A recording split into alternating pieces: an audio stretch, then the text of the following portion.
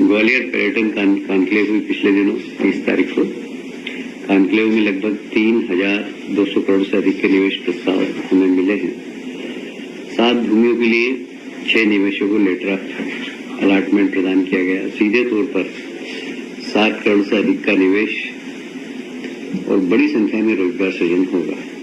आप जानते हैं कि पर्यटन अपने आप में बहुत बड़ी इंडस्ट्री है और इसमें देश के बड़े इन्वेस्टर जो पर्यटन के क्षेत्र में काम करते हैं उन लोगों का आना, रुचि लेना और तत्काल इस कॉन्क्लेव में ऑफर को स्वीकार करते हुए एमओयू करना एक बहुत बड़ी उपलब्धि है। Shri Sachin Gupta service land and developers private limited है, उन्होंने 1000 करोड़ का एमओयू किया है। श्री मुकेश अग्रवाल जी और Babulal Jain Shruti infrastructure private limited 500 crore का किया है इन्होंने।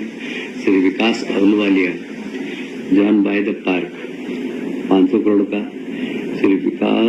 श्री काहा डेवलपर्स प्राइवेट लिमिटेड इनका 250 करोड़ का और ऐसे ही लगभग 20 से अधिक निवेशकों को प्रस्ताव मिले हैं, जिसकी राशि कुल 3,200 करोड़ से अधिक रही है।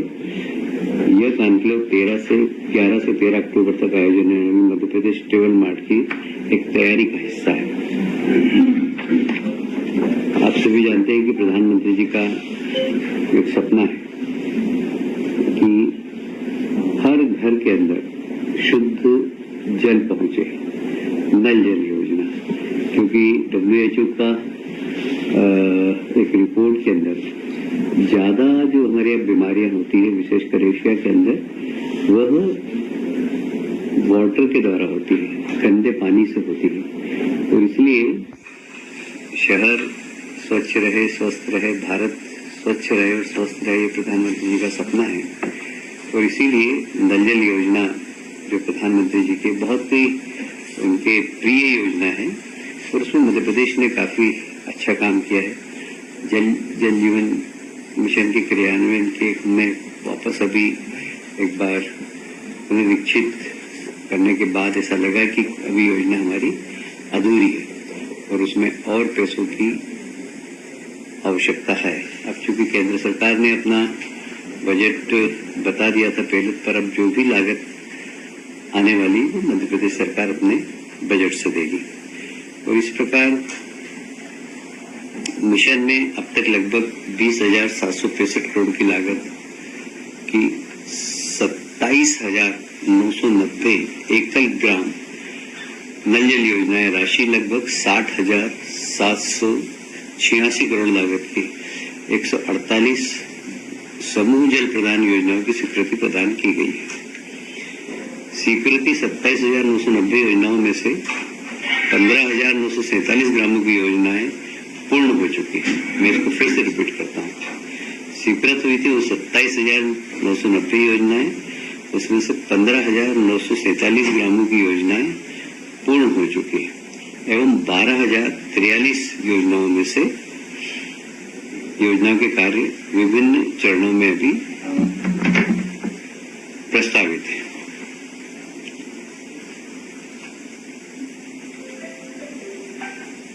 विभिन्न कारणों में अभी तक कुल 8,358 योजनाओं के फिर से पुनरीक्षण की आवश्यकता हुई। यदि पुनरीक्षण की कार्रवाई नहीं की जाती तो 7 लाख ग्रामीण परिवार क्रियाशील घरेलू नल कनेक्शन से वंचित रह जाते। प्रत्येक घर में नल पहुंचे, ये प्रधानमंत्री जी के सपने को पूरा करने के लिए हमने बार बार इस योजनाओं को मुख्यमंत्री जी स्वयं इसका पुनरीक्षण करते हैं और हमें लगा कि इसमें राज्य सरकार के एक बड़े बजट की आवश्यकता है और इसीलिए आज इसको कैबिनेट में लाया गया है। समस्त परिक्षेत्र में कुल 8,358 पुनरीक्षित परियोजनाओं के स्थायी वित्त समिति की बैठकों में विस्तृत परीक्षण के उपरांत कुल लागत 9,026.97 करोड़ की स्वीकृति दिए जाने का निर्देश की गई है। इन योजनाओं की मूल स्वीकृति लागत 6,212.76 करोड़ है। इस प्रकार कुल 2,813.21 करोड़ है, जो लगभग 13.55% है। योजनाओं की लागत में रुपए 2,813.21 करोड़ की केंद्रांश से समानुपातिक राशि प्राप्त नहीं होगी, इसलिए लागत वृद्धि की संपूर्ण राशि राज्य सरकार द्वारा वहन किए जाना है। और इसीलिए मंत्रिमंडल में आया है, क्योंकि केंद्र सरकार ने कह दिया कि जो उनका अंश केंद्रांश है वो हम नहीं देंगे, और इसीलिए राज्य सरकार इसको वहन करेगी। हमारा उद्देश्य बहुत क्लियर है कि हमें हर गांव के अंदर शुद्ध पानी पहुंचाना है, और इसीलिए इतना बड़ा आज प्रस्ताव हम कैबिनेट में लाए हैं। कुल मिलाकर ये 80,000 करोड़ की योजना है।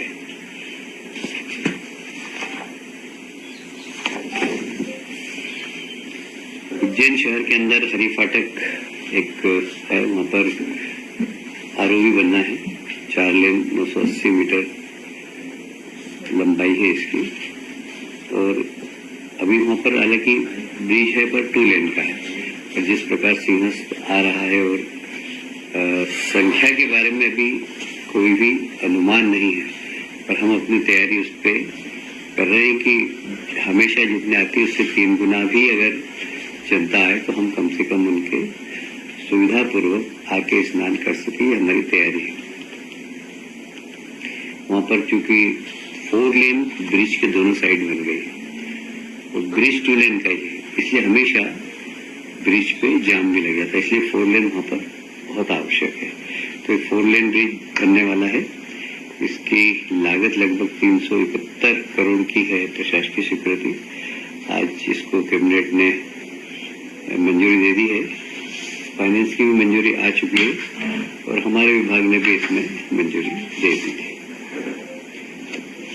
एक और लोक निर्माण विभाग का बड़ा महत्वपूर्ण प्रस्ताव है, ये भी इंदौर उज्जैन ग्रीनफील्ड रोड। इसमें 4 लेन रोड है, साथ में पेवर शोल्डर है, और साथ में सर्विस लेन भी है। तो यह पहले विभाग बनाने वाला था इस रोड को, पर चूंकि वहाँ के ग्रामीण क्षेत्रों के लोगों की मांग थी कि यहाँ सर्विस लेन भी बनाई जाए, तो इसकी लागत बढ़ रही थी, इसलिए इसको हाइब्रिड एन्युटी मॉडल, जिसमें बीओटी भी होता है और ईपीसी भी होता है, तो ईपीसी और बीओटी दोनों मिलाकर इसको हाइब्रिड एन्युटी मॉडल कहते हैं, इसको। और इसकी लागत लगभग अब हो गई है 2,933.15 करोड़। इसमें अंडरपास भी हैं, फ्लाईओवर भी हैं, छोटे छोटे मध्यम श्रेणी के पुल भी हैं, जंक्शन भी हैं। इन सबको ध्यान में रखते हुए लागत थोड़ी सी बड़ी है। इस मार्ग को हम कोशिश कर रहे हैं कि हम 17 महीने में पूरा कर दें, और इसके संसाधन और कंसेशन की जो समय सीमा है वो लगभग 17 वर्ष होगी।